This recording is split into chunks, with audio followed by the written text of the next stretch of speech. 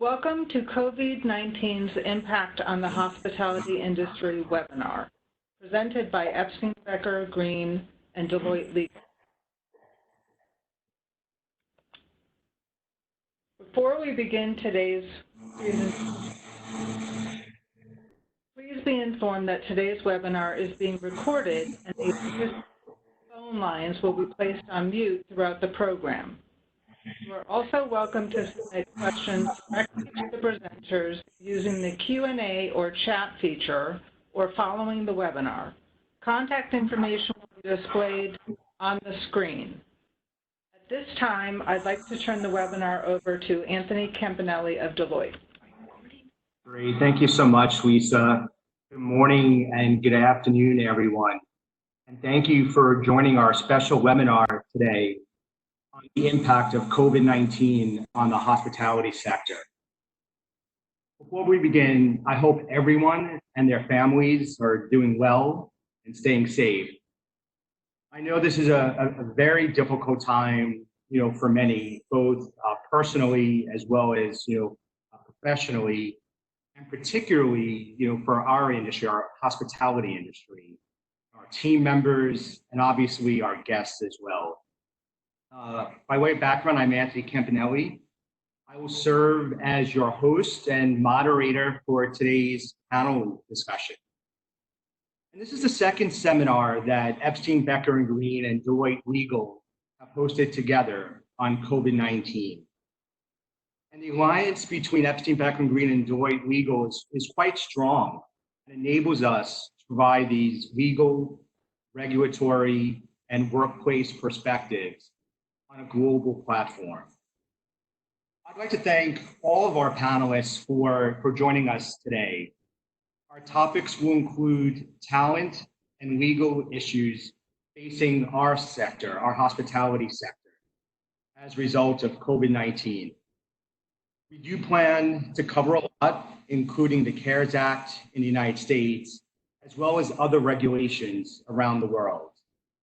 We only have an hour for our panel conversation, so we'll only touch upon a few of the many issues facing our industry right now. But please do stay tuned for potential future seminars focused specifically on our industry. Before we start our panel conversation, let's just do some quick introductions of myself and as well as the panel. So Anthony Campanelli, I'm a partner in the forensic practice of Deloitte US. I specialize in the hospitality, travel, and leisure sector. I've been with Deloitte for a little bit over 23 years, and I serve many of our largest hotel and gaming clients for Deloitte. Mike, would you like to introduce yourself next? Yeah, thanks, Anthony, and same well wishes to everybody on this call today, and hope everybody's staying safe and sane as possible as we try to navigate through this.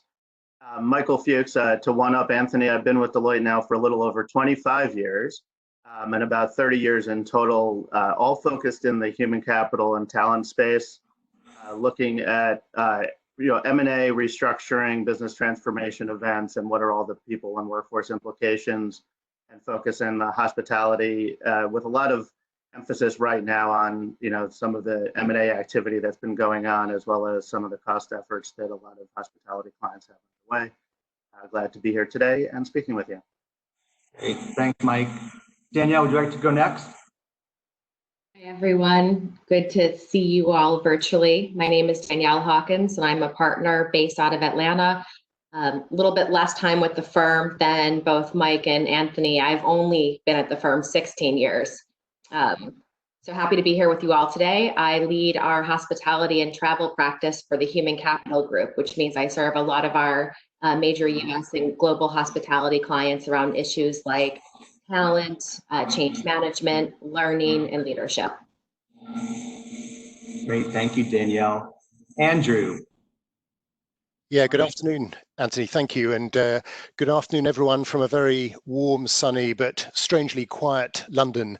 I head up the UK employment law team here in London. But as Anthony was saying, perhaps what we're going to be talking about today is an example of where the global community of Epstein Becker Green and Deloitte Legal is so important, with many businesses wanting to understand how everything joins together. So names that may be familiar to you, Erica Collins and Amanda Schneider from Epstein Becker Green, have been working with all of us on the Deloitte side in Europe on the issues I expect we're going to cover today.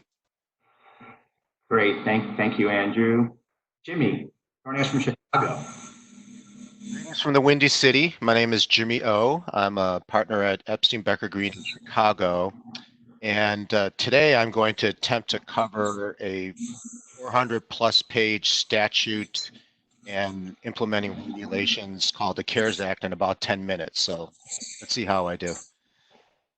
Great, it's a pretty big document, and thank you for taking us through that. And last but not least, Nicolaas, joining us from Belgium. Good morning or good afternoon, everybody. So I'm based in Belgium, so I'm leading the employment law practice for Deloitte Legal on a global scale. So I'm also leading COVID-19 employment law task force, and I hope that I can bring a global perspective of what is going on in the different countries and how this particularly affects, of course, the hospitality sector and what can be done. So thank you. Great, thank you, Nicolaas. And to all the participants on the line, we were planning our webinar, and we thought it was important, to have a webinar focused in on our industry.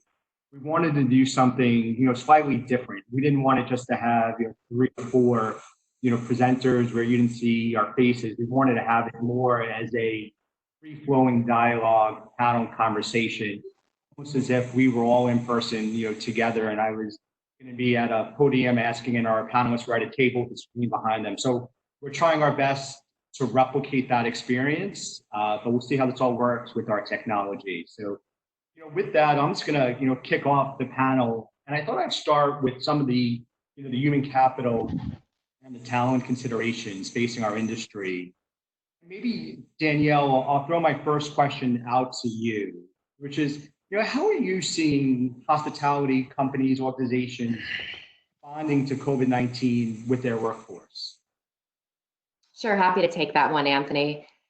I don't have to tell this group, the hospitality industry has been hit disproportionately hard compared to other industry and sectors. And as we think about the impact of the virus, I expect, and what I'm starting to see is organizations think about 3 different phases going forward. The first is response. So what do we do now? Secondly, being recover, hopefully soon, a question of when do we start to restart, and what does that look like as we begin to ramp up operations and guest activity? And then lastly, thrive. How do we take some of the lessons learned from the last several weeks and what will be the next several weeks and incorporate that into a more resilient organization going forward? But right now, everyone's in the respond phase. We're thinking about how do we survive? How do we protect brand? How do we think about taking care of our associates? And as people think about that, or as organizations think about that from a workforce perspective, first they're starting with the work. We've seen a lot of organizations go through an assessment of the work itself and essentially think about what needs to start, what do we need to do differently now, what can we continue doing, and what should we just stop, right? So we're seeing, of course, an additional emphasis on health and safety measures, certainly additional focus on disaster recovery planning. From a stop perspective, a lot of organizations are de-emphasizing work that is non-critical. The interesting part here is that varies dramatically by organization. So for example, in some organizations, digital is less important because we're not relying on mobile apps for the check-in of guests. Whereas if you look at it from a food and beverage perspective, digital has become increasingly important because of the need to be able to order online and have contactless delivery. And then from a continued standpoint, certainly as you'll hear from Jimmy later today, a lot of interest around compliance and legal and how do we take some of the output of the CARES Act and leverage that for our organization. From a workforce perspective, as we think about communicating to employees and associates, the narrative is more important than ever right now.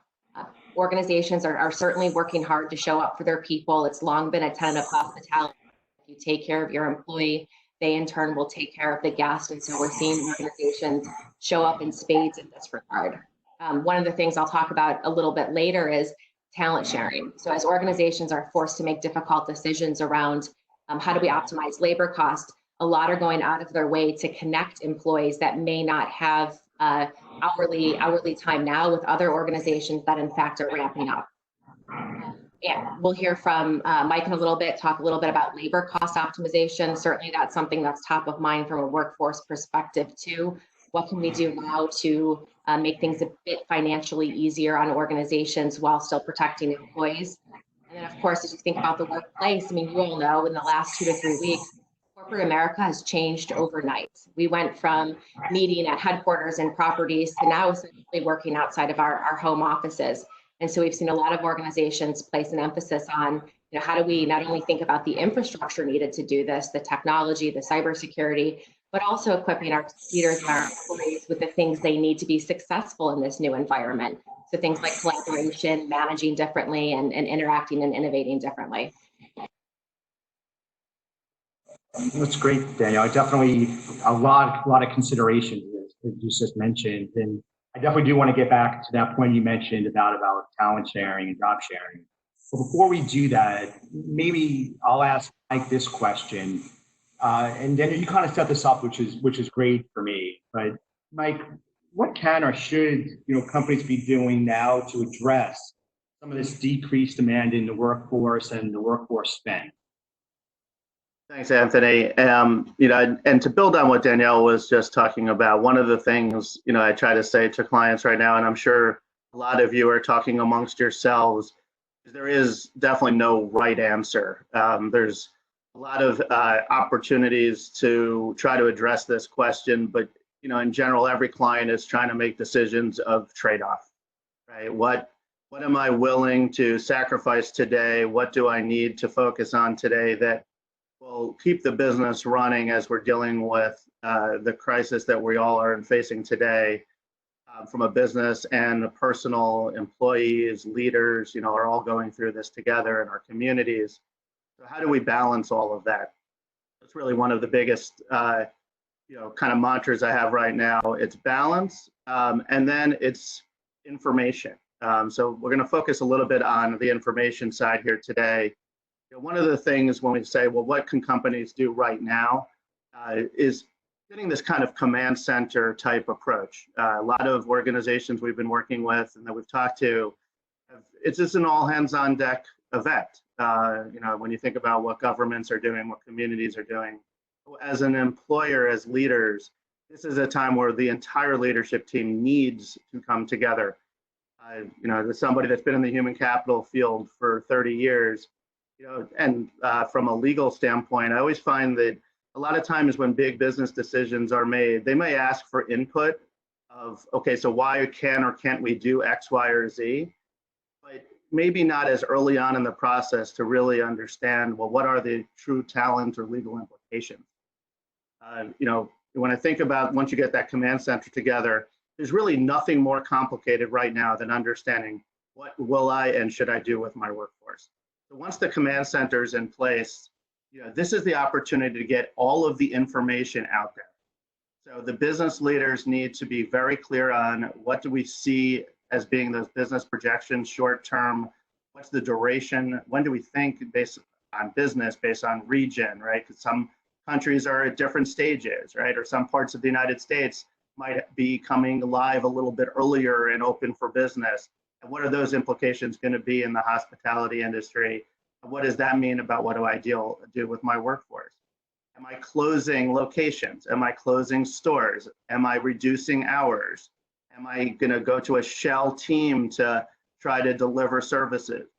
Do I need to change what services my workforce is delivering? So that's what a lot of the business leaders can give those kind of implications of, if I do X, Y, and Z and do that scenario planning, what's that going to mean from a cash flow revenue standpoint? And then working with the workforce and HR and legal on, well, what can I do and what are the implications going to be on my workforce? Then HR really needs to come to the table with all of the information of what is my workforce today? For those that have asked that question of your clients before or leaders before and say, how many people do I have working for my company today? Where are they and what are they doing? That's never an easy question to answer, but it's very critical to get as much of that information as possible out there. And that's including contingent and contract employees, as you know, such a huge issue in this industry. when we think about whether or not they're employees on quote unquote on balance sheet, or are they part of the gig workforce, and what's the implications there? The next thing, once you do that, is say, what are all of the different investments I'm making in my workforce? So what exactly are they costing me? So what programs am I running that are critical that I want to continue? What programs maybe aren't adding that much value historically that maybe I could stop immediately? Let's just stop working on whether it's a succession planning process right now or performance management. But are there things that I could stop spending money on today that, while they may be valuable to the employee and the workforce and the associates you have, aren't mission critical today? So coming up with ways that you can pull some of those levers that way, while they may have an impact on your workforce short term and long term, won't be as disruptive to operations and won't have as much of an impact on your employees. The last thing that I mentioned here, because it's not all about cost, is what programs do I have in place already that can support my organization? I'm going to guess if we were doing this live, I could do a show of hands and ask, how many folks have wellness programs? And most of you will say, I think we do, or we do. But how well does your organization really take advantage of what those wellness programs have to offer? And making sure that if they're not working for your employee base today or haven't historically, getting the message out there. Because a lot of the wellness programs around mental health, physical health, financial well-being, helping your associates really manage through this difficult time is an important part and an important step. Once you have all those insights, and I will just say, I know I said a lot there, but you need to do this quickly. So we always say, do this quick and do it smart. So once you have all of that information, then quickly, and I'll put it in quotes, model scenarios. What do I need to do for my workforce, with my workforce, so I can survive from a business operation standpoint, but also manage that workforce as best as I can and transition through this? Because we are going to come out of this. I know Danielle used the word thrive. I have a hard time saying that word right now, but at some point, we are going to come out on the other side of this. And when we do, is how can we make sure that we're actually able to quickly get and back up into those future operations, and all the decisions you're making now on your workforce will have the implications on how well do you come out on the other side. Thank you, Mike. And you actually bring up some really good points, particularly regarding financial well-being and mental health and mental wellness. That I'm sure will be impacting many team members and employees as well. So thank you for sharing that. And I do want to go back to Danielle now on one of the points that you had mentioned and try to connect us together, which is this idea about talent sharing, based on what you mentioned in the first question I asked you. So Danielle, can you elaborate a little bit further on that? Sure. So, what's interesting about the COVID-19 crisis is that while all industries are being hit, certainly with the need to focus on increased health and safety and well-being, the implication from how many employees you need and when varies dramatically across industries. So, for example, while hospitality is seen, as Mike was just talking about, the need to decrease labor costs and hospitality and even retail are furloughing so many employees right now, other sectors are seeing an increase in employee need. So, for example, you've got some of our food retailers like your Walmarts, your Costco's, your Publix. They need people. They need people to work the grocery. They need people to support supply chain.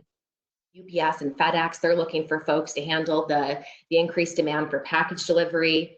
You've got the banking sector, right? With the passage of the CARES Act recently, that created a huge need for loan processing officers to be able to evaluate and validate thousands of small business loans. And then even from a public sector perspective, you're seeing the states need many more call center agents to be able to handle the flood of calls that are coming in.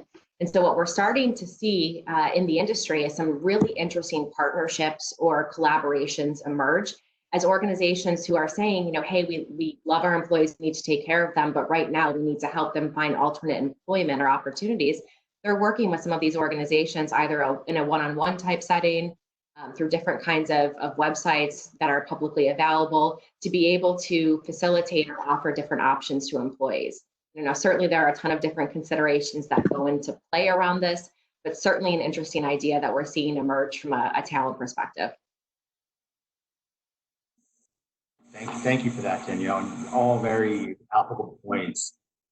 I definitely want to get to some very important legal aspects, but Mike, before we leave on the talent and human capital side, I did want to pivot back to the wellness, because I know for those that know me, I'm very passionate about diversity, inclusion, and wellness activities. And you spent some time, Mike, talking about wellness, and I'll be curious on what are some ways or examples that you either recommend or that you see companies doing, to support their workforce, navigate through this recovery, particularly regarding the well-being of their employees, so that when we recover, we'll be a pretty effective workforce.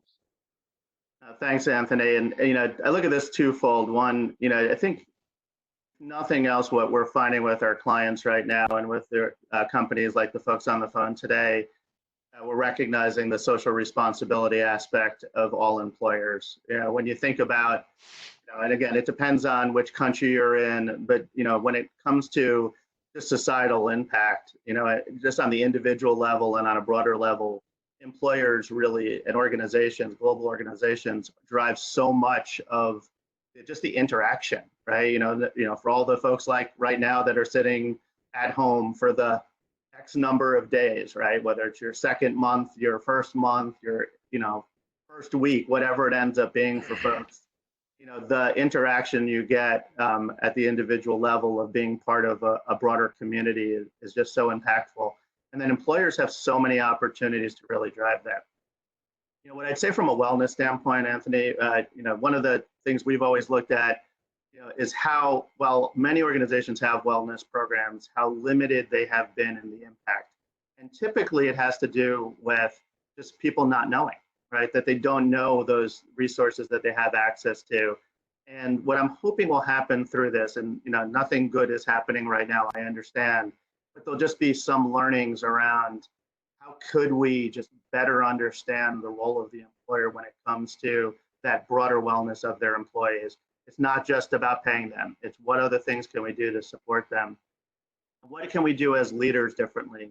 We talked, I think in one of our human capital trends reports in Deloitte, we had one of the main triggers be the symphonic C-suite. And if nothing else, what we're seeing is leaders really banding together and recognizing that the insights from all of you are going to be required to make the right decisions. Doesn't mean that you're going to all agree on that decision, but making sure that the insights from all parts of the organization feed in to what you do and the decisions you make.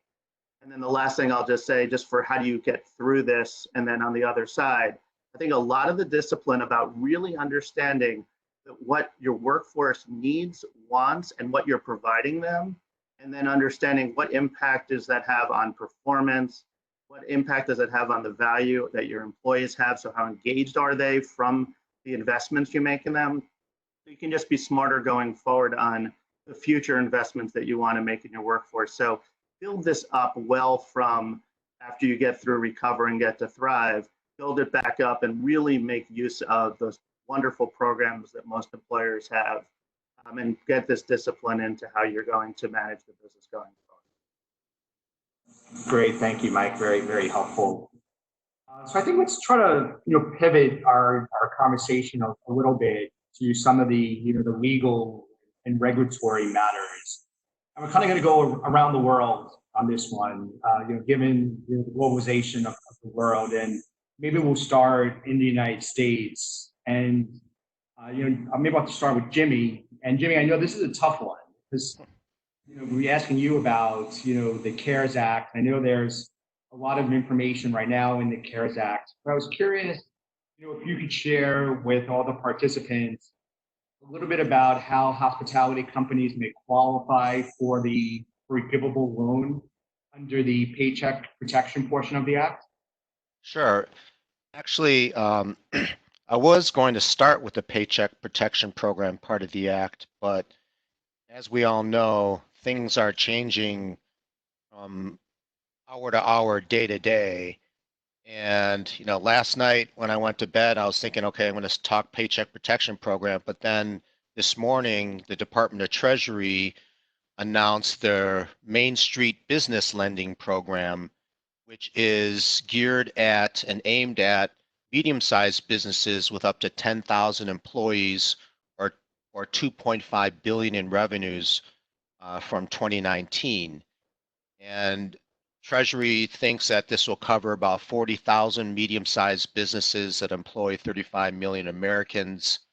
And it was foreshadowed in the CARES Act that Treasury would be coming out with a lending program for medium-sized businesses. And so all the focus in the last week to 10 days has been on the Paycheck Protection Program part of the Act, which generally is geared at small businesses. But now, just today, Treasury announced the contours of the Main Street Business Lending Program.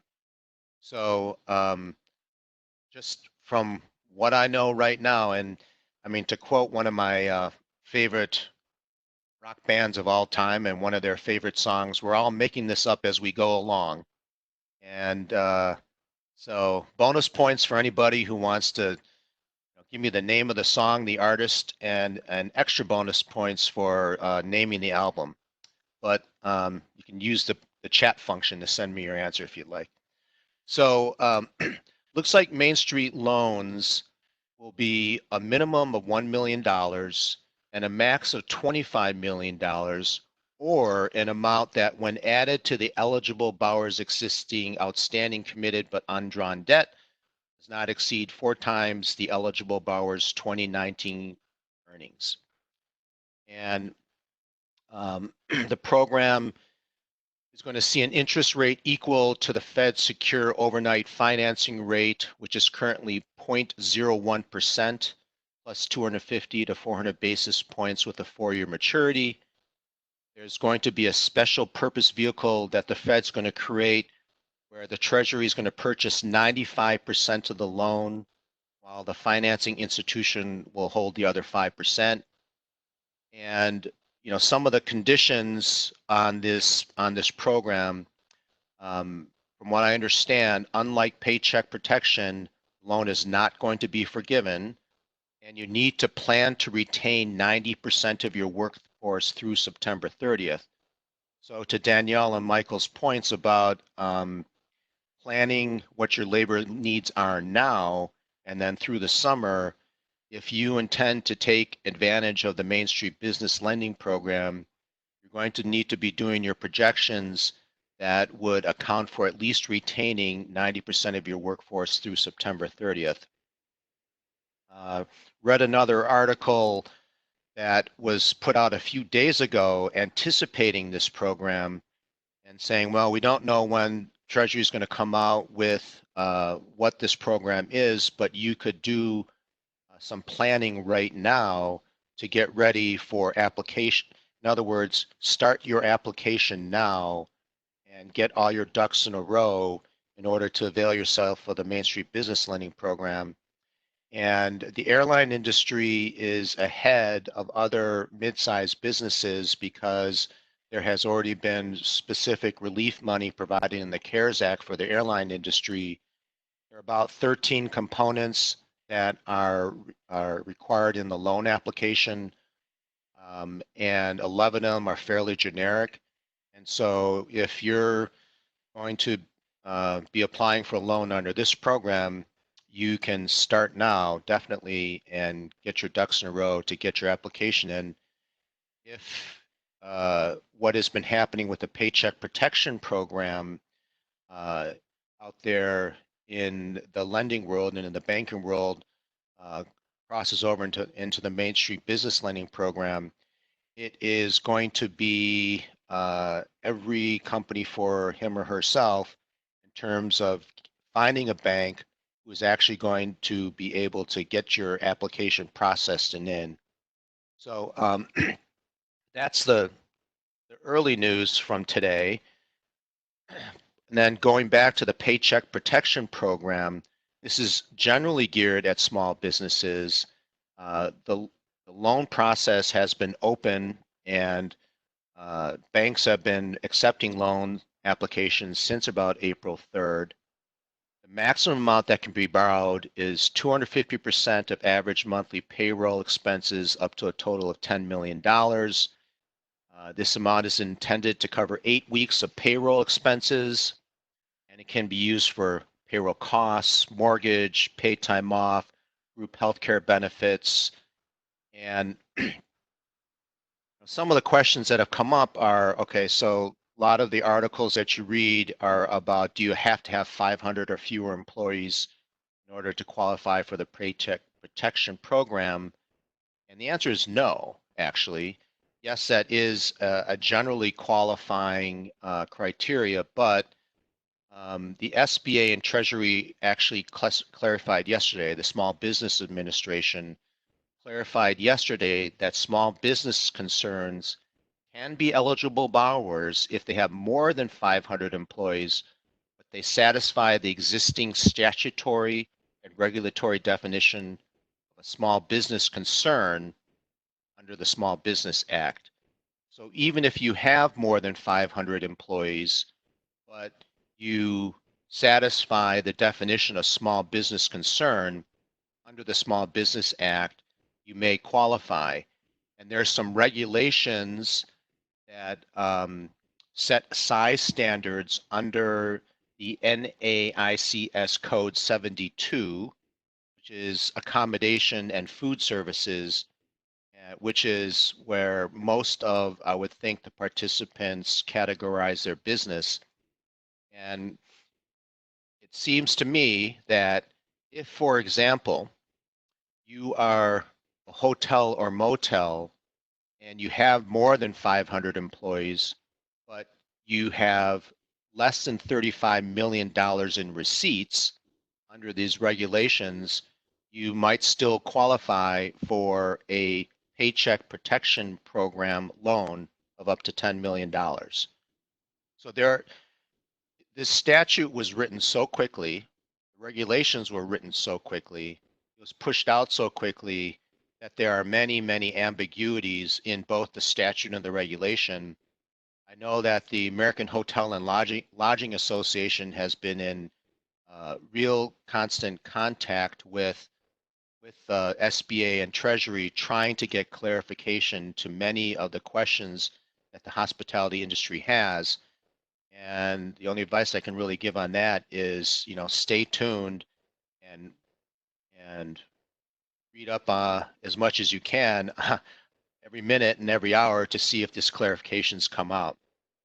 So let me pivot to one other thing in the CARES Act that maybe people don't really realize is out there, and that is there is a section in the Act that allows for plan participants in 401k plans, basically, to take what's called a coronavirus-related distribution.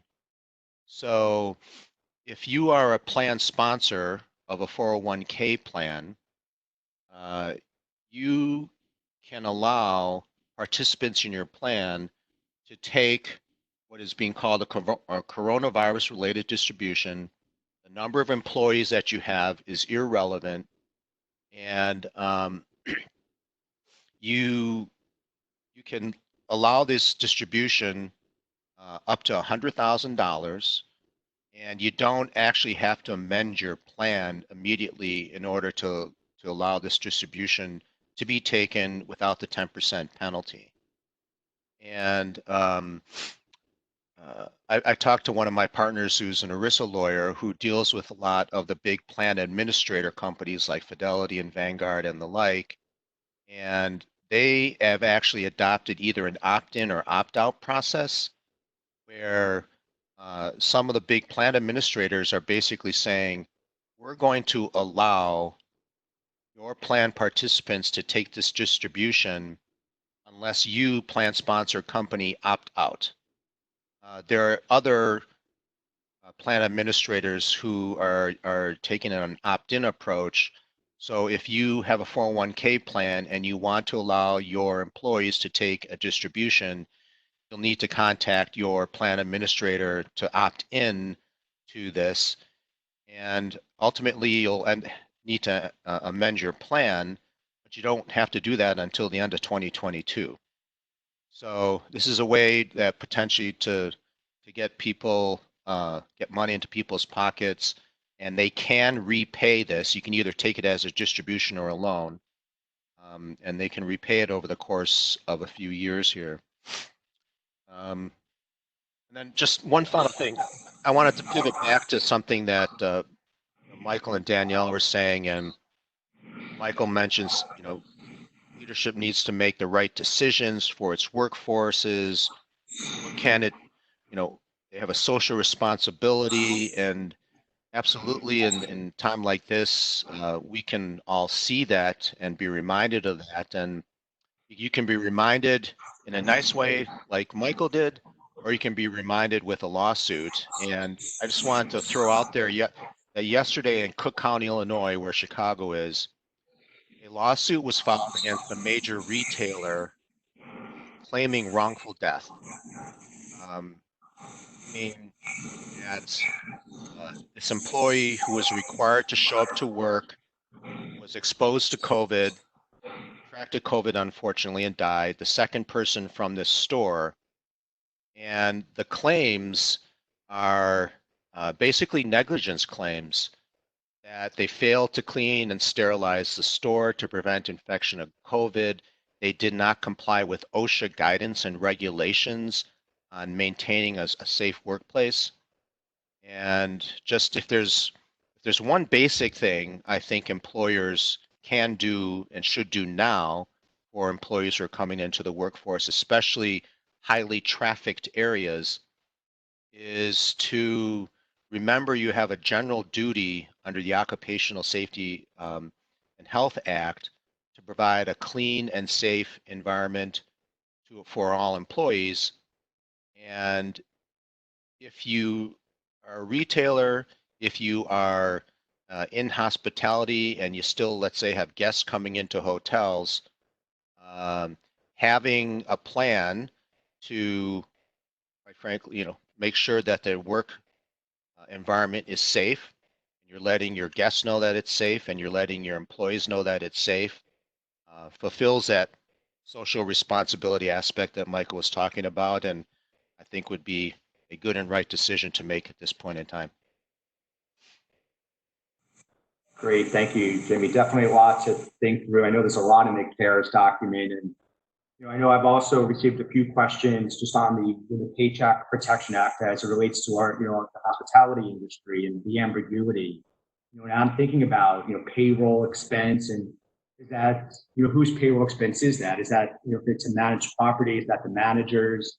Is it the owners that show the payroll expense? And I know these are all issues currently trying to figure out. So I guess we'll to that point, for example, many large hotel chains either are maybe a dual business model, franchise, franchisee, and then they have managed properties, right? So can the large hotel chain itself apply for a loan under the Paycheck Protection Program? Probably not. But if you're a managed hotel and the property is owned by an LLC, which is ultimately responsible for the payroll, even though they are the employees of the large hotel chain, can the entity that owns the property be the one that applies for a paycheck protection loan? And I know the AHLA has been asking for that clarification from SBA and Treasury for a while, and it still hasn't come out yet. So it's an unanswered question. We'll stay tuned. So thank you for that, Jimmy, and all the U.S. insights. So let's travel across the pond. Let's travel to the U.K. and Andrew, be curious to get your thoughts about what's happening in the U.K. from a government financial support perspective that may be available to clients in the hospitality sector. Yeah, absolutely. Thanks, Anthony. I mean, I think there are a number of initiatives over here, several around relaxing rules on the timing of accounting for tax, VAT payments without any interest or penalty, a number of initiatives of that type. But what I thought I'd focus on is the one that's creating the most noise over here at the moment, and I hope will have some relevance to everybody listening, and that is the coronavirus job retention scheme, which was launched in the UK just a couple of weeks ago. Rather like Jimmy was saying, you know, you're catching up every morning with new regulation over here, just like from the sound of it in the US. This coronavirus job retention scheme has been launched so far through until the end of May, and it comes in the form of a government grant, not a loan, available to all industry sectors, including hospitality. And broadly speaking, it is all about looking after any employee who is now at home and not working. So these are not people who are able to do their job from home, but people who can't and are at home and perhaps otherwise would have lost their job. So actually very relevant perhaps for hospitality. And in summary, what does this grant give you? Well, it gives you 80% of your monthly remuneration up to a maximum limit of £2,500 gross per month. There is an option to top that up if you are an employer to the 100%, but no duty to do so. No strings attached. I know some of the mainland European schemes, Nicolaas may be coming on to them shortly, do have conditions. You know, if you take advantage of our scheme, you've got to hang on to your people for a lot longer when you come out of it. There aren't any of those strings attached in the UK. Indeed, confirmation that if you need to lose people now, midway through this process, or at the end, that is still allowed. Also, interestingly, Anthony, no hardship test. So there's something which a lot of businesses are describing as the moral hazard with all this. Do you take advantage of this grant, even though your business may not be right at the cliff edge financially or not? And one or two businesses we're talking to worried about the optics on that and are stepping back from jumping into it straight away, even though their employees might qualify. But as I say, if you do, your employees are working at home, or as this scheme calls them, they are now furloughed. Not a word I think I've probably ever said in my life, and now I find myself saying it about 10 times an hour. If you hear that phrase, that's what it's about. It's employees spending time at home for an uninterrupted period of 3 weeks at a time. You can have them coming back and going off again, but the time at home must be uninterrupted. At one point that's been particularly relevant in the hospitality industry has been around, what if you have an emergency? I was talking to a hotel chain the other day whose premises are shut, but one or two of them have had some floods which they need to call people back immediately to deal with. That breaks the furlough. The government's been pretty clear, you need a separate sort of critical task force for that. And if you pull back furlough people and interrupt that crucial 3-week period, then you will disentitle yourself from the grant. The total cost of this scheme is being estimated at being at least £40 billion. Some say that is an underestimate. This is a huge commitment by the UK government and a dilemma, I think, as to how long to continue it for, to look after employees, but mindful of the crippling effects on business from the lockdown in the meantime. Just finally, who can benefit from this in terms of employees? Well, any type of employment contract, but for this industry, perhaps particularly that's your full-timers, your part-timers, people on 0 hours contracts, possibly casual employees too, provided they were on your payroll on the 28th of February this year. So you can't kind of bring new people in, relatives and friends, onto your payroll to take advantage of that. It's a snapshot back to the 28th of February. And in terms of the sort of pay that you can take into account for that grant, overtime, things like that count, but tips are not included. And there's an averaging formula if you've got people with variable hours. So no song lyrics, I'm afraid, but nonetheless a decent summary, I think, of where things stand at the moment in the UK. That's great, Andrew. And there are these UK resources that you just mentioned. Are those available for global businesses or just for those based in the UK? Yeah, no, some global overseas businesses will be able to take advantage. The test I can state very simply, really. Overseas employers can still take advantage of this scheme if they have a UK PAYE payroll scheme in existence on or before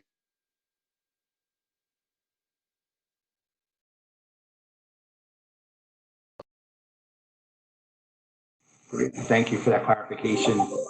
And one last question for you, Andrew, before we move over to Nicolaas. I would just be curious from an overall support wellness, how are the businesses in the UK supporting their employees during the lockdown? Yeah, and I mean, I could straight away just echo all the points that have been made, particularly by Danielle and Michael so far on that. Three initiatives I'll just mention before handing back to you, Anthony, on that. The first one, I suppose, just a general comment that mental health is being prioritized just as much as the health of the business. It's a huge issue, of course. The first of the three is financial. As I mentioned earlier, a number of businesses agreeing to top up the level of the grant that's available here, or perhaps, for example, offering to buy out through payments a leave that exceeds the statutory UK minimum entitlement that you have. So these are ways of getting more financial help to employees who are otherwise struggling. That would be the first one. The second one, I mentioned that there is this requirement, if you're furloughed, that you're doing no work at all, other than a couple of tiny exceptions, which aren't probably relevant to the hospitality industry. But what you are allowed to do, and it doesn't unravel your furlough, is to do either voluntary work for another business or actually some paid work for another business. So I think, echoing Danielle's point of earlier, a number of businesses are actually encouraging and helping their employees who can't do any work, who are furloughed, in respect of whom the grant will be paid, as well to go out and find some paid work elsewhere. And in fact, an awful lot of individuals being channeled towards our National Health Service to take up paid role to help there. Just want to make sure you have a bit of a say over who they can go and work for, so they don't disappear and work for a competitor. But nonetheless, that would be the second area. And the third one, I think, generally speaking, around staying in contact with employees regularly. This doesn't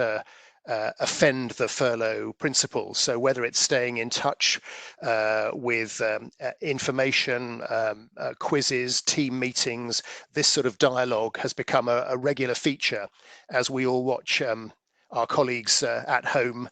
That sort of contact has become a regular part of life now. That would be, I think, a quick summary of where we are at the moment in the UK.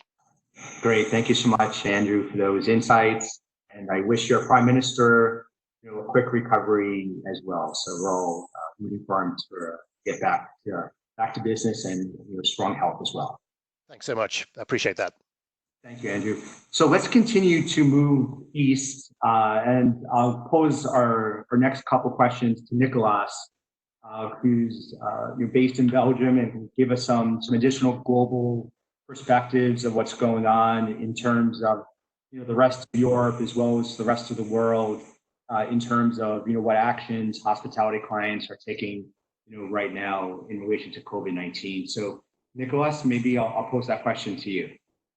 Okay, thank you, Anthony. And I must concur with a lot of the things that Jimmy and Andrew have mentioned. Of course, that's also what we see around the globe. So we see that on the one hand, the hospitality staff really running the hotels, running the restaurants, of course, have all been put on furlough because most of these businesses are subject to mandatory closure orders in most of the countries, as we see.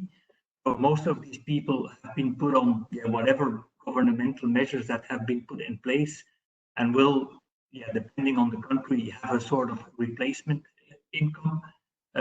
As mentioned, of course, already by Michael, we see that most agency workers and most contingent workforce has been put on hold or even ended those contracts.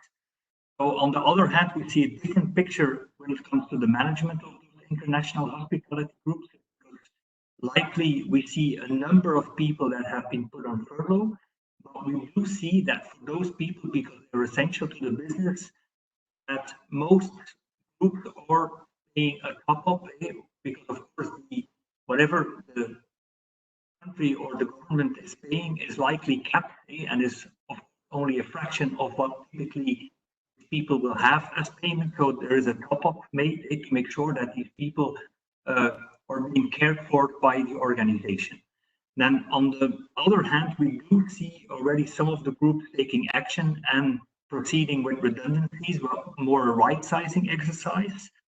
yeah, needless to say, of course, that has an immediate exposure, especially if we talk about Europe, because dismissal indemnities, especially in Europe, can be quite substantial. And for a lot of the international groups, I refer to our international dismissal guide, which is online, and it gives you an insight in the dismissal rules in 45 countries, but it also gives you an insight in some of the costs associated with dismissals. And I believe a lot of the groups are making cost scenarios, and I believe that information can also be very relevant for those scenarios.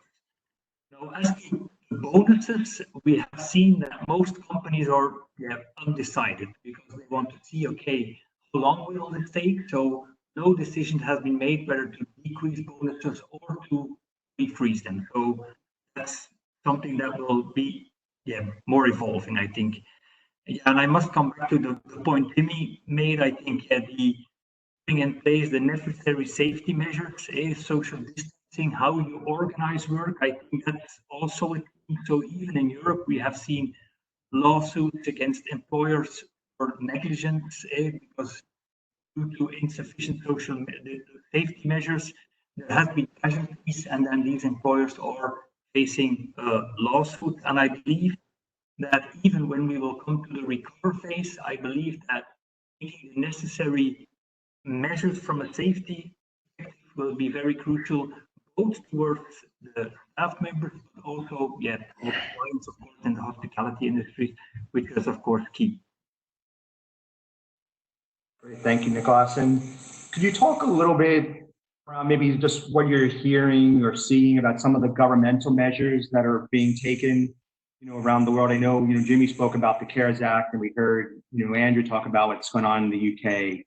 I'd be curious, for anything else around the world that you might be hearing from a global perspective.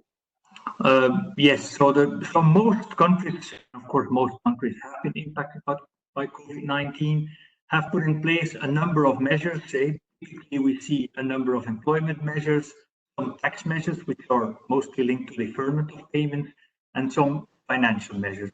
So Deloitte has launched what we call Atlas, which is a tool which gives clients or any company insight in what is out there. So it in fact englobes every aid that is out there. So it will encompass the 3 buckets that I just mentioned. So you can find that information there. So but you will see 3 buckets are mostly put in place. Of course, the amounts and